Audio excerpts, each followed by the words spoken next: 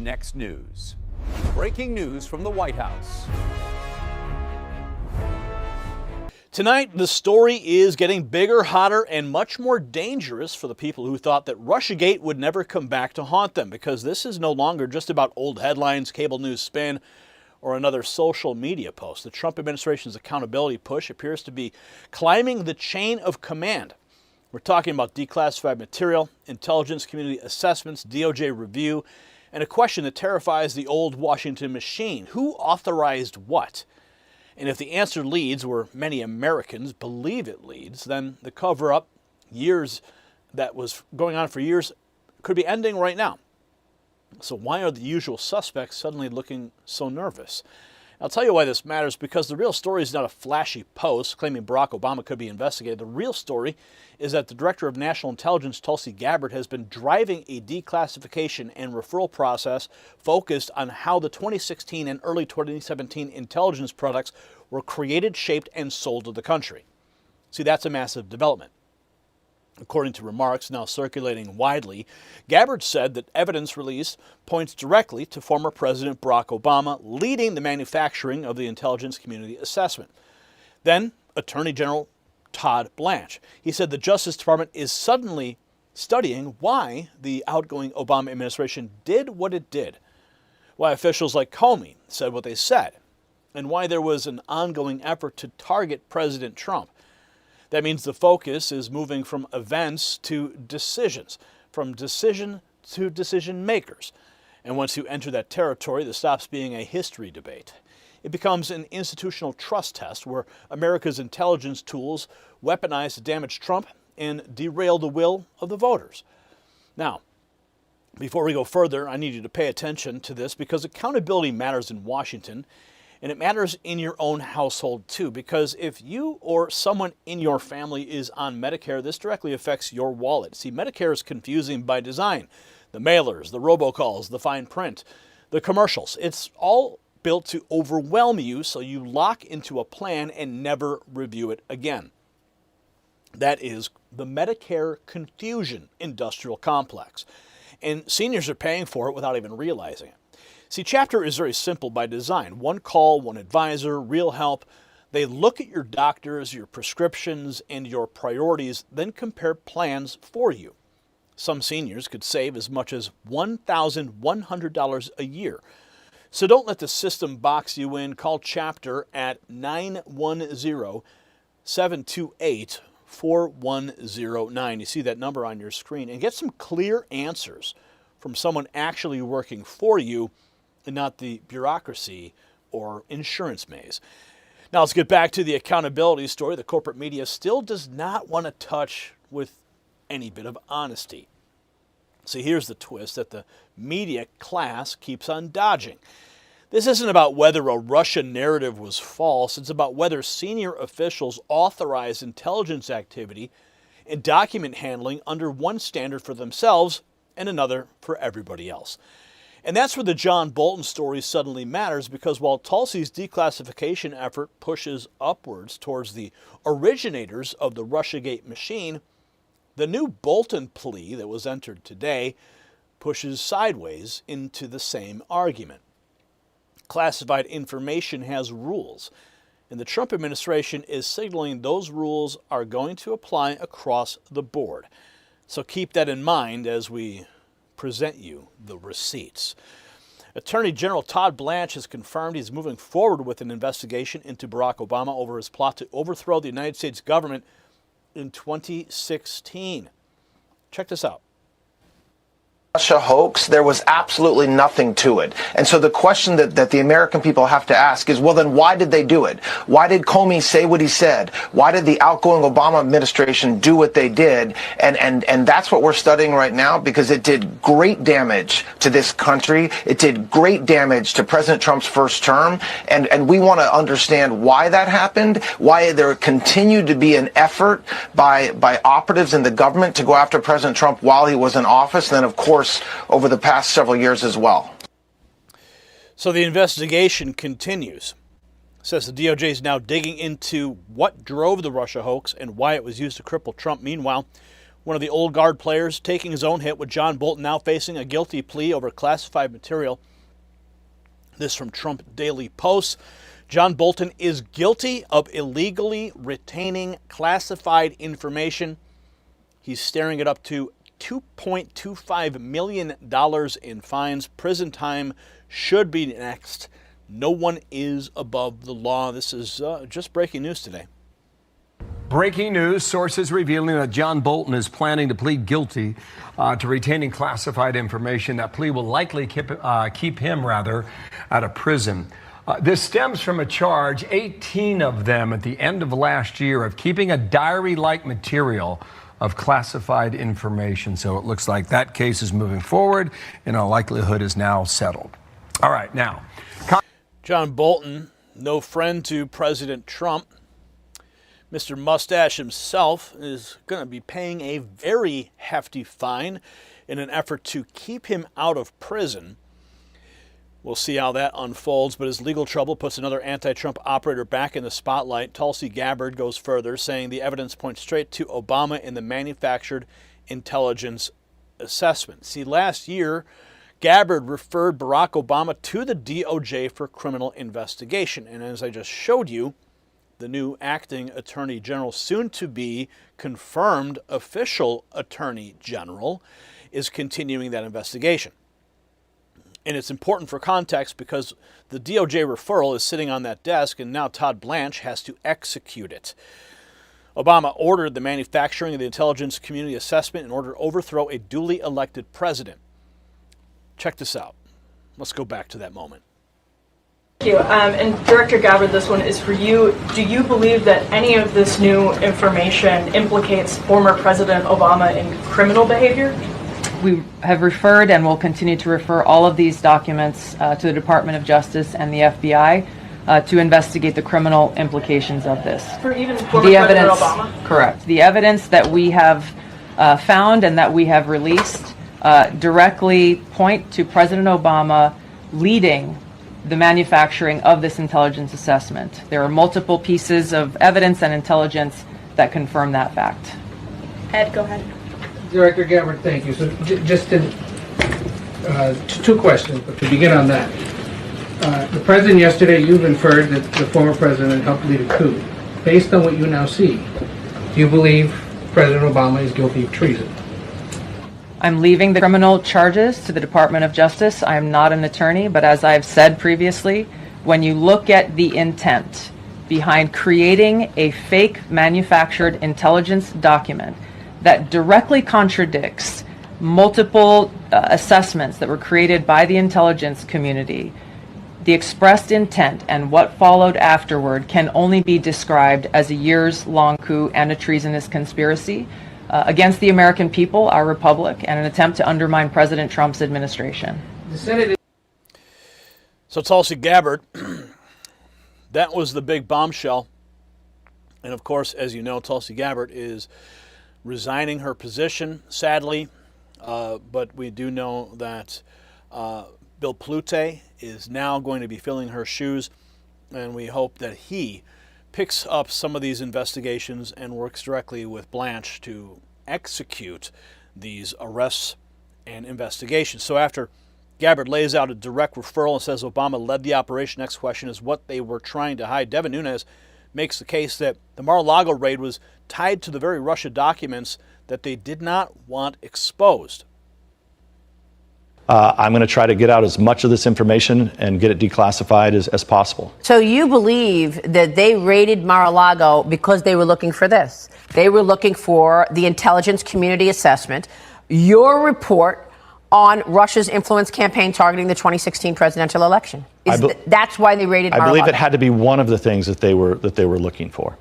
Because look, that report is pretty damning. If people take the time to read it, it's 45 pages. It spent, we had a dedicated team that spent nearly 2 years down at the CIA looking through this. It was blocked from getting out. And the reason that report is so important, right? That's, let's just dumb it down. Simply put, we went through every single piece of intelligence that existed. And if anything, it was clear that if Putin was going to do anything, he probably wanted Hillary Clinton to win. But in fact, if you just apply a little common sense to it, the fact is that nobody around the world thought that President Trump was going to win in 2016. Same with Vladimir Putin. He didn't either. And so when you go through that, that was the intelligence. Every piece of intelligence that existed we went through it. It's in that report. And what do we know? After all this, after all, Trump and Russia and collusion, the two people that didn't collude? Trump and Russia. America was dragged through a very difficult time. The president, his family, dragged through all of those investigations and the smears. And it's all leading back to one specific person, Barack Obama. And of course, who can forget Hillary Clinton?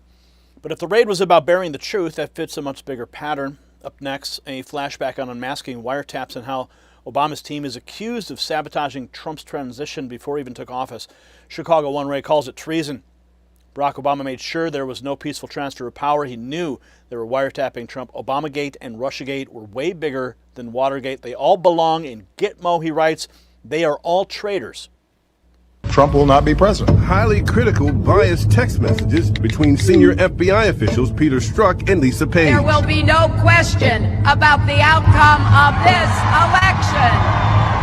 And she got ahead of herself. This utterly stunned this campaign. Head home. You should get some sleep.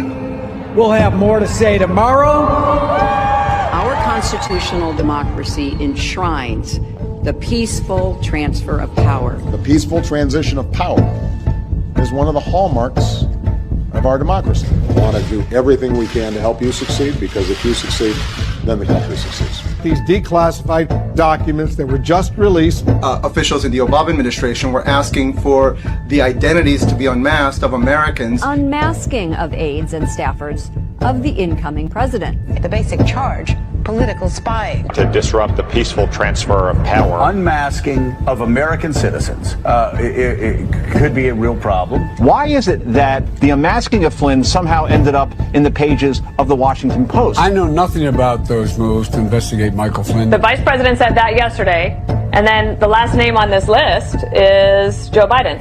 The Obama administration was bitter. They wanted to do everything they could to undermine the incoming Trump administration. Really designed to sabotage and really upend the new administration. An outgoing president and a vice president and a Washington Post columnist and the FBI setting up an incoming administration. Wow, that's a real conspiracy, and nobody wants to talk about it. And we're talking about it, and we're not going to stop talking about it until there's true accountability. So it wasn't just dirty politics. It was presented as an effort to block a peaceful transfer of power. Now President Trump says the quiet part out loud, calling Obama the leader of the operation and flatly labeling it treason. There is no going back. President Trump says Obama is guilty of treason. The leader of the gang was President Obama, Barack Hussein Obama. Have you heard of him? And except for the fact that he gets shielded by the press for his entire life, that's the one they look. He's guilty. It's not a question. I like to say, let's give it time. It's there. He's guilty. This was treason. This was every word you can think of. They tried to steal the election. They tried to obfuscate the election. They did things that nobody's ever even imagined, even in other countries. You've seen some pretty rough countries. This man has seen some pretty rough countries, but you've never seen anything like it. And we have all of the documents.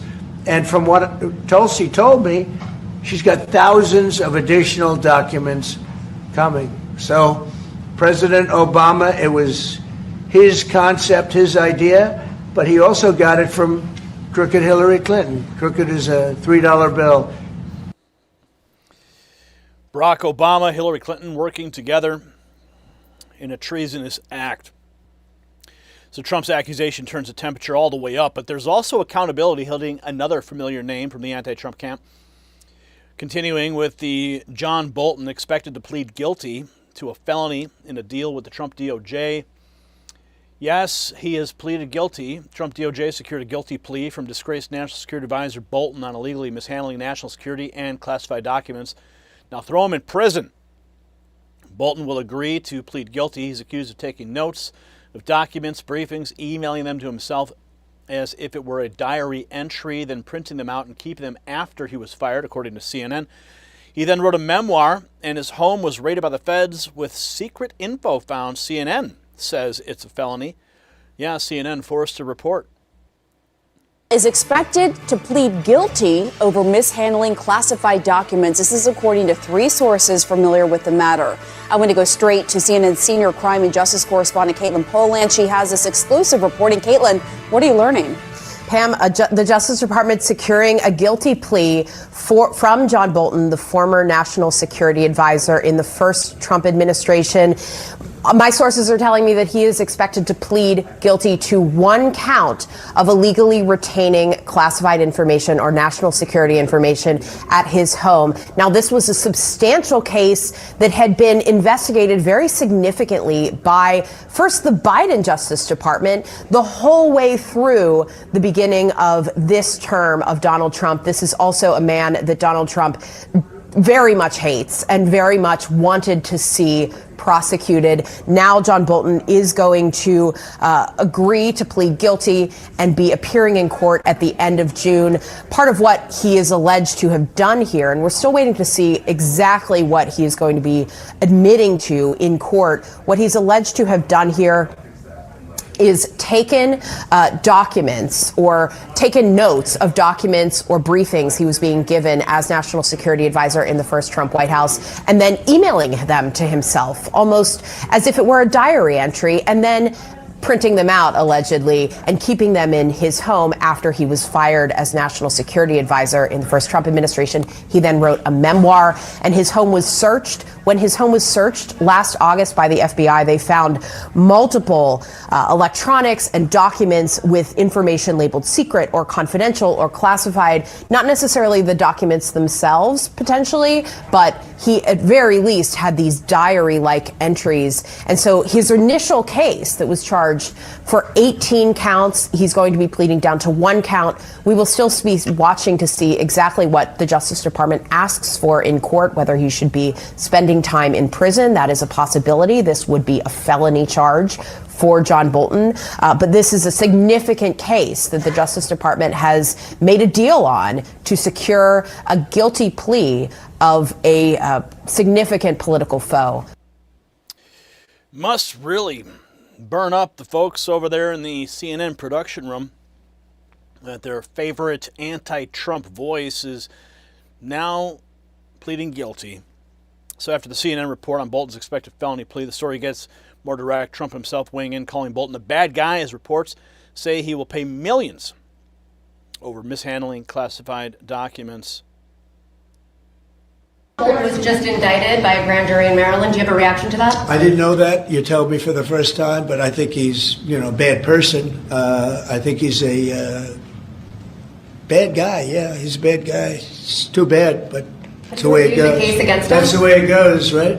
That's the way it goes. Will I what? Have you reviewed the case against him? No, I haven't. But I just think he's a bad person. President Trump. One of his enemies going down. So what does it all really mean? It means that we may be watching phase 4 of the Russiagate reckoning. Phase 1 was the argument over whether the Russia story was justified. Phase 2 was whether the intelligence assessments were accurate. Phase 3 became who made the calls. Now becomes phase 4. Will anybody actually be held accountable? President Trump's already made clear where he stands, saying Obama was the leader of the operation, calling it treason. Tulsi Gabbard's document releases and referrals suggest a chain of authorization is now the central question, and the Bolton guilty plea on classified retention reinforces the same core principle. No more special exceptions for the elites. If you directed it, approved it, shaped it, or hid it, the spotlight is moving in your direction, and you may be getting a knock on the door from the FBI. So, to the American people, yes, we were told for years to sit down, shut up, accept the lie, accept the Russia hoax, accept the leaks, accept the unmasking, accept the raid politics, accept that President Trump was somehow the villain while the permanent Washington class wrapped itself in the language of national security. But now the Trump administration is doing what should have been done a long time ago. Declassify, investigate, and follow the chain of command wherever it leads. And that is how trust is rebuilt. Not by protecting powerful Democrats, not by burying intelligence abuse behind bureaucratic jargon, by exposing it, by prosecuting misconduct where the facts support it, by showing the country that the same rules apply to everyone, including insiders. And if you believe the American people deserve the truth, the full truth about who authorized the Russiagate operation, share this report, subscribe to our channel, drop a comment, yes or no. Should every official tied to this chain of decisions face the full investigation? Let's have a conversation. And let's get you connected when the algorithm decides that you don't deserve to know when the truth is told. When the algorithm decides to bury the next news network under mountains of CNN and MSNBC garbage, I will not let you down. I have set this number up just for you. It's on your screen, 844-840-4963. Simply text the words raw feed to it, and you will not miss the news that you deserve. And celebrate America 250 with the Next News Network. We got some new gear. You can check it out in the merch shelf below this video. I want to celebrate with you. Are you ready? The system controls information. Information control is power. They don't want you to see this. The truth only survives together. They don't want this shared. Share this now.